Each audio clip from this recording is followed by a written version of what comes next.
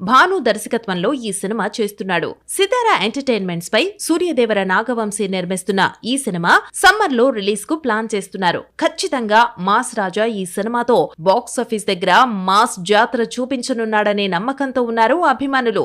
ఇక ఈ సినిమా తర్వాత ఆయన కిషోర్ తిరుమలకు గ్రీన్ సిగ్నల్ ఇచ్చినట్టుగా ప్రచారం జరుగుతోంది. అయితే అది నిజం కాదని తెలుస్తోంది. రవితేజ కిషోర్ తిరుమల కథ విన్నమాట వాస్తవమే కానీ ఇంకా పూర్తి స్థాయిలో గ్రీన్ సిగ్నల్ ఇవ్వలేదని తెలుస్తోంది.